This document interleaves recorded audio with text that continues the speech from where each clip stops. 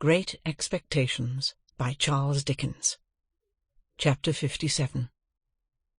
Now that I was left wholly to myself, I gave notice of my intention to quit the chambers in the Temple as soon as my tenancy could legally determine, and in the meanwhile to underlet them.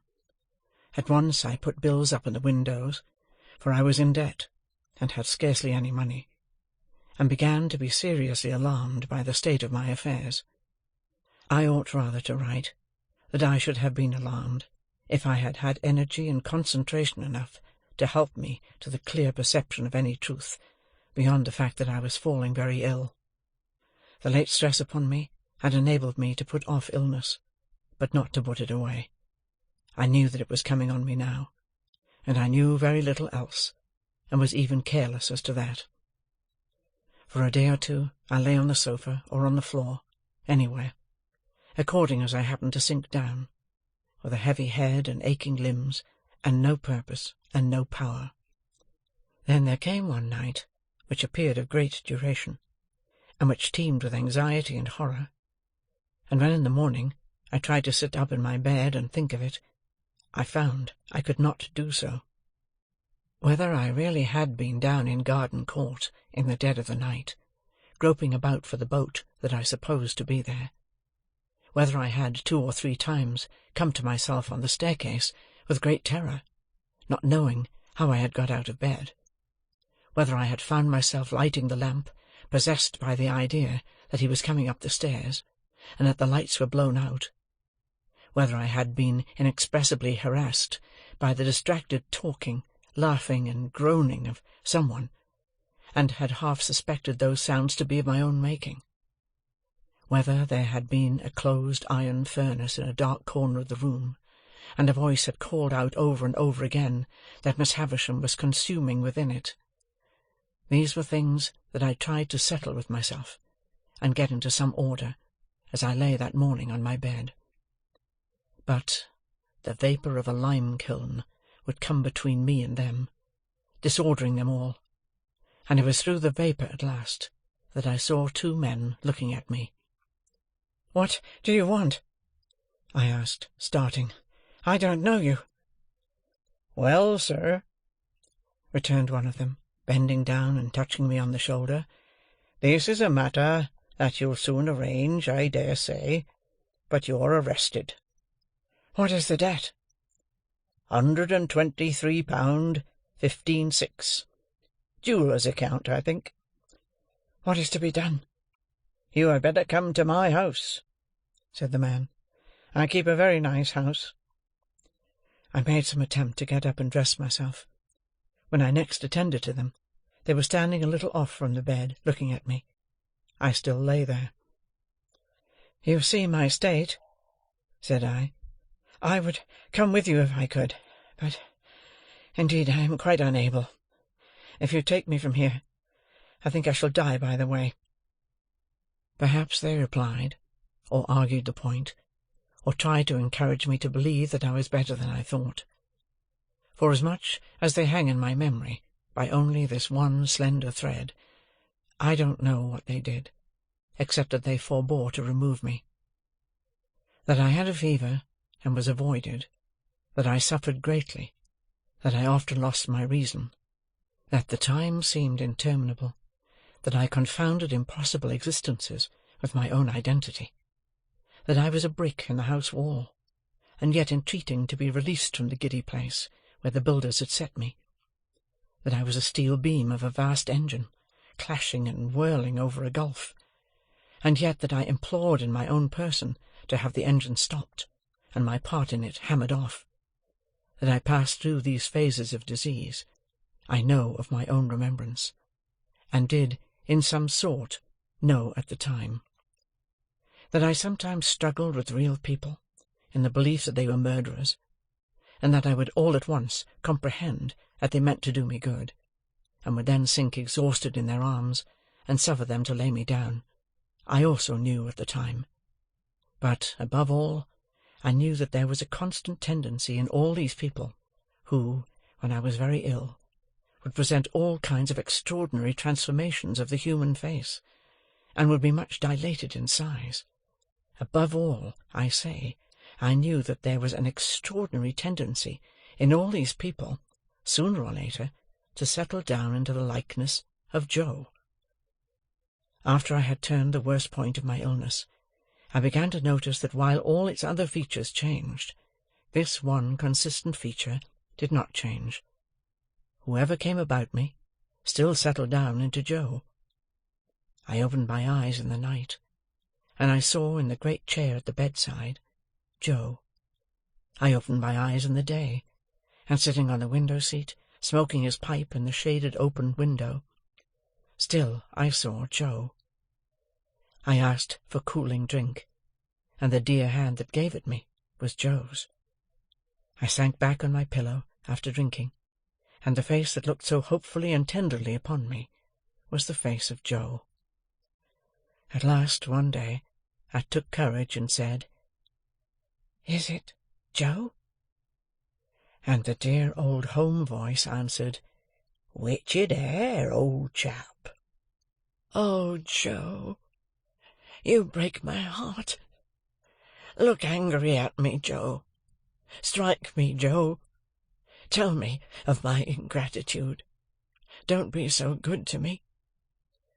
For Joe had actually laid his head down on the pillow at my side, and put his arm round my neck, in his joy that I knew him. "Which, dear old Pip, old chap," said Joe, "you and me was ever friends, and when you're well enough to go out for a ride, what larks." After which Joe withdrew to the window, and stood with his back towards me, wiping his eyes. And as my extreme weakness prevented me from getting up and going to him, I lay there, penitently whispering, "Oh, God bless him! Oh, God bless this gentle Christian man!" Joe's eyes were red when I next found him beside me, but I was holding his hand, and we both felt happy. "How long, dear Joe?" "Which you mean to say, Pip, how long have your illness lasted, dear old chap?" "Yes, Joe." "It's the end of May, Pip. Tomorrow is the 1st of June." "And have you been here all that time, dear Joe?" "Pretty nigh, old chap. For, as I says to Biddy, when the news of your being ill were brought by letter, which it were brought by the post, and being formerly single he's now married, though underpaid for a deal of walking and shoe leather, but wealth were not an object on his part, and marriage were the great wish of his heart." "It is so delightful to hear you, Joe, but I interrupt you in what you said to Biddy." "Which it were," said Joe, "that how you might be amongst strangers, and that how you and me, having been ever friends, a visit at such a moment might not prove unacceptable. And Biddy, her word were, go to him without loss of time. That," said Joe, summing up with his judicial air, "were the word of Biddy. Go to him, Biddy said, without loss of time. In short, I shouldn't greatly deceive you," Joe added, after a little grave reflection, "if I represented you that the word of that young woman were, without a minute's loss of time." There Joe cut himself short, and informed me that I was to be talked to in great moderation, and that I was to take a little nourishment at stated frequent times, whether I felt inclined for it or not, and that I was to submit myself to all his orders. So I kissed his hand and lay quiet, while he proceeded to indite a note to Biddy with my love in it. Evidently Biddy had taught Joe to write. As I lay in bed, looking at him, it made me, in my weak state, cry again with pleasure to see the pride with which he set about his letter. My bedstead, divested of its curtains, had been removed, with me upon it, into the sitting-room, as the airiest and largest, and the carpet had been taken away, and the room kept always fresh and wholesome night and day. At my own writing-table, pushed into a corner and cumbered with little bottles, Joe now sat down to his great work. first choosing a pen from the pen-tray, as if it were a chest of large tools, and tucking up his sleeves, as if he were going to wield a crowbar or sledge-hammer. It was necessary for Joe to hold on heavily to the table with his left elbow, and to get his right leg well out behind him, before he could begin. And when he did begin, he made every down-stroke so slowly that it might have been 6 feet long, while at every upstroke I could hear his pen spluttering extensively. He had a curious idea that the inkstand was on the side of him where it was not, and constantly dipped his pen into space, and seemed quite satisfied with the result. Occasionally he was tripped up by some orthographical stumbling-block, but on the whole he got on very well indeed, and when he had signed his name, and had removed a finishing blot from the paper to the crown of his head with his 2 forefingers, he got up and hovered about the table, trying the effect of his performance from various points of view, as it lay there, with unbounded satisfaction. Not to make Joe uneasy by talking too much, even if I had been able to talk much, I deferred asking him about Miss Havisham until next day. He shook his head when I then asked him if she had recovered. "Is she dead, Joe?" "Why, you see, old chap," said Joe, in a tone of remonstrance, and by way of getting at it by degrees, "I wouldn't go so far as to say that, for that's a deal to say. But she ain't." "Living, Joe?" "That's nigher where it is," said Joe. "She ain't living." "Did she linger long, Joe?" "Arter you was took ill, pretty much about what you might call, if you was to put to it, a week," said Joe, still determined, on my account, to come at everything by degrees. "Dear Joe, have you heard what becomes of her property?" "Well, old chap," said Joe, "it do appear that she had settled the most of it, which I mean to say tied up on Miss Estella.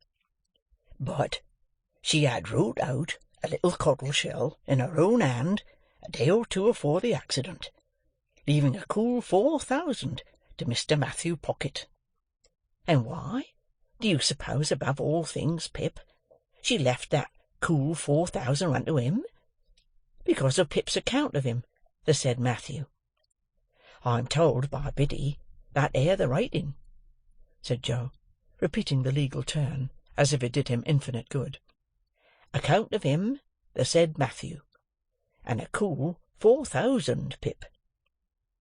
I never discovered from whom Joe derived the conventional temperature of the £4,000, but it appeared to make the sum of money more to him, and he had a manifest relish in insisting on its being cool.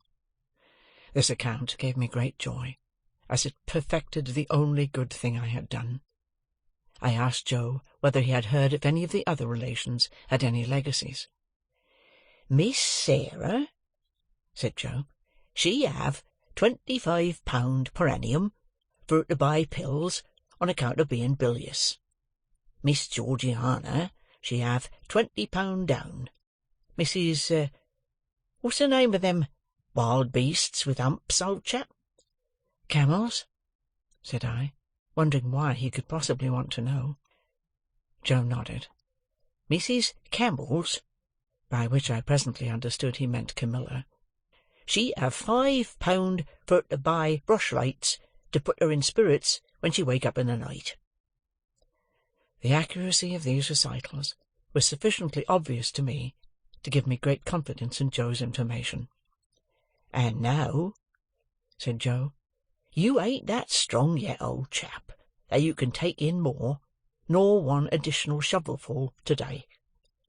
Old Orlick, he's been a-busting open a dwelling-house." "Whose?" said I. "Not, I grant you, but what his manners is given to blusterous," said Joe, apologetically. "Still, a Englishman's house is his castle, and castles must not be busted, 'cept when done in war-time. And whatsome'er the failings on his part, he were a corn and seedsman in his heart." Is it Pumblechook's house that has been broken into, then?" "That's it, Pip," said Joe. "And they took his till, and they took his cash-box, and they drinked his wine, and they partook of his wittles, and they slapped his face, and they pulled his nose, and they tied him up to his bedpost, and they give him a dozen, and they stuffed his mouth full of flowering annuals to prevent his crying out. But he knowed Orlick, and Orlick's in the county jail." By these approaches we arrived at unrestricted conversation. I was slow to gain strength, but I did slowly and surely become less weak, and Joe stayed with me, and I fancied I was little Pip again. For the tenderness of Joe was so beautifully proportioned to my need that I was like a child in his hands. He would sit and talk to me in the old confidence, and with the old simplicity, and in the old unassertive protecting ways, so that I would half believe that all my life, since the days of the old kitchen, was one of the mental troubles of the fever that was gone. He did everything for me, except the household work, for which he had engaged a very decent woman, after paying off the laundress on his first arrival. "Which I do assure you, Pip," he would often say, in explanation of that liberty, "I found her a-tapping the spare bed, like a cask of beer, and drawing off the feathers in a bucket for sale, which she would have tapped yourn next, and drawed it off with you a-lying on it, and was then a-carrying away the coals gradually in the soup tureen and vegetable dishes, and the wine and spirits in your Wellington boots." We looked forward to the day when I should go out for a ride, as we had once looked forward to the day of my apprenticeship. And when the day came, and an open carriage was got into the lane, Joe wrapped me up, took me in his arms, carried me down to it, and put me in, as if I were still the small helpless creature to whom he had so abundantly given of the wealth of his great nature. And Joe got in beside me, and we drove away together into the country, where the rich summer growth was already on the trees and on the grass, and sweet summer scents filled all the air.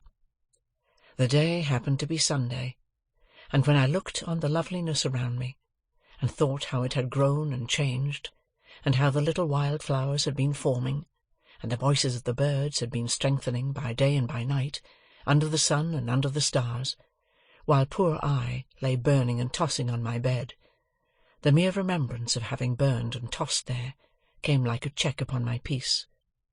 But, when I heard the Sunday bells, and looked around a little more upon the outspread beauty, I felt that I was not nearly thankful enough, that I was too weak yet to be even that, and I laid my head on Joe's shoulder, as I had laid it long ago when he had taken me to the fair, or where not, and it was too much for my young senses.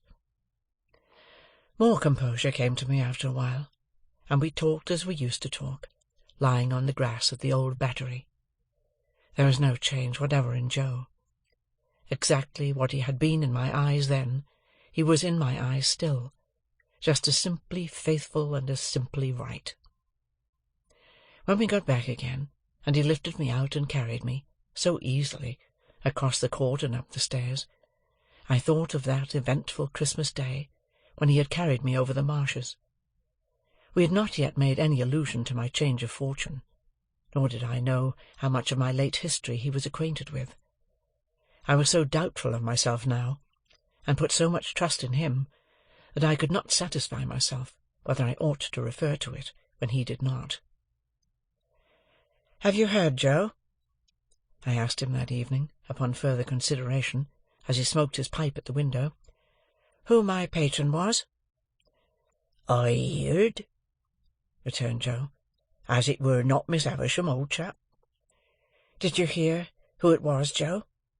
"Well, I heard as it were a person what sent the person what give you the bank-notes at the Jolly Bargeman, Pip." "So it was." "Astonishing," said Joe, in the placidest way. "Did you hear that he was dead, Joe?" I presently asked, with increasing diffidence. "Which? Him as sent the bank-notes, Pip?" "Yes." "I think," said Joe, after meditating a long time, and looking rather evasively at the window-seat, "as I did hear tell that how he were something or another, in a general way, in that direction." "Did you hear anything of his circumstances, Joe?" "Not particular, Pip." "If you would like to hear, Joe," I was beginning, when Joe got up and came to my sofa. "Look'ee here, old chap," said Joe, bending over me. "Ever the best of friends, ain't us, Pip?" I was ashamed to answer him. "Wery good, then," said Joe, as if I had answered. "That's all right. That's agreed upon. Then why go into subjects, old chap, which, as betwixt two sech, must be for ever unnecessary? There's subjects enough as betwixt two sech, without unnecessary ones. Lord, do think of your poor sister and her rampages, and don't you remember Tickler?" "I do indeed, Joe." "Look'ee here, old chap," said Joe, "I done what I could to keep you and Tickler in sunders, but my power were not always fully equal to my inclinations, for when your poor sister had a mind to drop into you, it were not so much," said Joe, in his favourite argumentative way, "that she dropped into me too. If I put myself in opposition to her, but that she dropped into you, all was heavier for it. I noticed that. It ain't a grab at a man's whisker, not yet a shake or two of a man, to which your sister was quite welcome. That 'ud put a man off from getting a little child out of punishment. But when that little child is dropped into, heavier, for that grab of whisker or shaking, and that man naturally up and says to himself, 'Where is the good as you are a-doing?'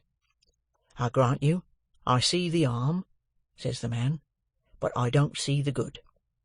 I call upon you, sir, therefore, to pint out the good.'" "The man says," I observed, as Joe waited for me to speak. "The man says," Joe assented. "Is he right, that man?" "Dear Joe, he's always right." "Well, old chap," said Joe, "then abide by your words. If he's always right, which in general he's more likely wrong, he's right when he says this. Supposing ever you kep any little matter to yourself when you was a little child, you kep it mostly because you knowed as J. Gargery's power to part you and Tickler in sunders were not fully equal to his inclinations. Therefore, think no more of it as betwixt two sech, and do not let us pass remarks upon unnecessary subjects. Biddy give herself a deal of trouble with me afore I left, for I am almost awful dull, as I should view it in this light, and, viewing it in this light, as I should so put it, both of which," said Joe, quite charmed with his logical arrangement, "being done, now this to you a true friend, say, namely, you mustn't go a-overdoing on it, but you must have your supper and your wine and water, and you must be put betwixt the sheets." The delicacy with which Joe dismissed this theme, and the sweet tact and kindness with which Biddy, who with her woman's wit had found me out so soon, had prepared him for it, made a deep impression on my mind. But whether Joe knew how poor I was, and how my great expectations had all dissolved, like our own marsh mists before the sun, I could not understand. Another thing in Joe that I could not understand when it first began to develop itself, but which I soon arrived at a sorrowful comprehension of, was this. As I became stronger and better, Joe became a little less easy with me. In my weakness and entire dependence on him, the dear fellow had fallen into the old tone, and called me by the old names, the dear old Pip, old chap, that now were music in my ears. I too had fallen into the old ways, only happy and thankful that he let me. But, imperceptibly, though I held by them fast, Joe's hold upon them began to slacken, and whereas I wondered at this at first, I soon began to understand that the cause of it was in me, and that the fault of it was all mine. Ah! Had I given Joe no reason to doubt my constancy, and to think that in prosperity I should grow cold to him and cast him off? Had I given Joe's innocent heart no cause to feel instinctively that as I got stronger, his hold upon me would be weaker, and that he had better loosen it in time and let me go, before I plucked myself away? It was on the third or fourth occasion of my going out walking in the Temple Gardens, leaning on Joe's arm, that I saw this change in him very plainly. We had been sitting in the bright warm sunlight, looking at the river, and I chanced to say as we got up, "See, Joe, I can walk quite strongly. Now you shall see me walk by myself." "Which do not overdo it, Pip," said Joe, "but I shall be happy for to see you able, sir." The last word grated on me, but how could I remonstrate? I walked no further than the gate of the gardens, and then pretended to be weaker than I was, and asked Joe for his arm. Joe gave it me, but was thoughtful. I, for my part, was thoughtful too, for how best to check this growing change in Joe was a great perplexity to my remorseful thoughts. That I was ashamed to tell him exactly how I was placed, and what I had come down to, I do not seek to conceal, but I hope my reluctance was not quite an unworthy one. He would want to help me out of his little savings, I knew, and I knew that he ought not to help me, and that I must not suffer him to do it. It was a thoughtful evening with both of us, but before we went to bed, I had resolved that I would wait over tomorrow being Sunday, and would begin my new course with the new week. On Monday morning I would speak to Joe about this change. I would lay aside this last vestige of reserve. I would tell him what I had in my thoughts, that secondly, not yet arrived at, and why I had not decided to go out to Herbert, and then the change would be conquered for ever. As I cleared, Joe cleared, and it seemed as though he had sympathetically arrived at a resolution too. We had a quiet day on the Sunday, and we rode out into the country, and then walked in the fields. "I feel thankful that I have been ill, Joe," I said. "Dear old Pip, old chap, you're almost come round, sir." "It has been a memorable time for me, Joe." "Likewise for myself, sir," Joe returned. "We have had a time together, Joe, that I can never forget. There were days once, I know, that I did for a while forget, but I never shall forget these."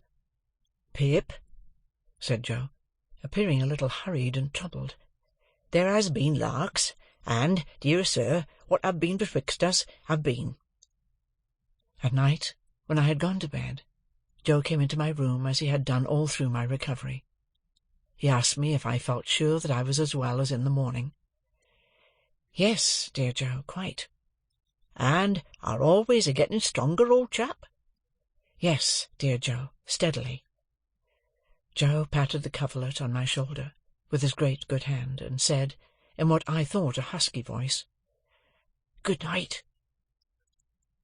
When I got up in the morning, refreshed and stronger yet, I was full of my resolution to tell Joe all without delay. I would tell him before breakfast. I would dress at once, and go to his room, and surprise him, for it was the first day I had been up early. I went to his room, and he was not there. Not only was he not there, but his box was gone. I hurried then to the breakfast table, and on it found a letter. These were its brief contents. "Not wishful to intrude, I have departed, for you are well again, dear Pip, and will do better without J.O. P.S. Ever the best of friends." Enclosed in the letter was a receipt for the debt and costs on which I had been arrested. Down to that moment I had vainly supposed that my creditor had withdrawn or suspended proceedings until I should be quite recovered. I had never dreamed of Joe's having paid the money, but Joe had paid it, and the receipt was in his name. What remained for me now but to follow him to the dear old forge, and there to have out my disclosure to him, and my penitent remonstrance with him, and there to relieve my mind and heart of that reserved secondly, which had begun as a vague something lingering in my thoughts, and had formed into a settled purpose?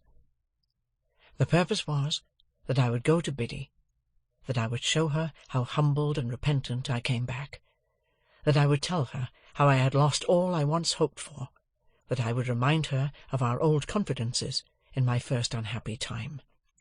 Then I would say to her, Biddy, I think you once liked me very well, when my errant heart, even while it strayed away from you, was quieter and better with you than it ever has been since.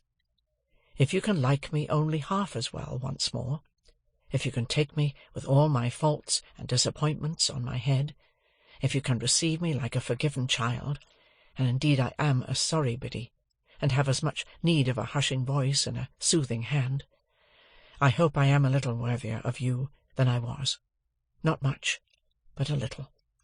And, Biddy, it shall rest with you to say whether I shall work at the forge with Joe, or whether I shall try for any different occupation down in this country, or whether we shall go away to a distant place where an opportunity awaits me, which I set aside when it was offered, until I knew your answer. And now, dear Biddy, if you can tell me that you will go through the world with me, you will surely make it a better world for me, and me a better man for it, and I will try hard to make it a better world for you. Such was my purpose. After 3 days more of recovery, I went down to the old place to put it in execution, and how I sped in it is all I have left to tell. End of chapter 57.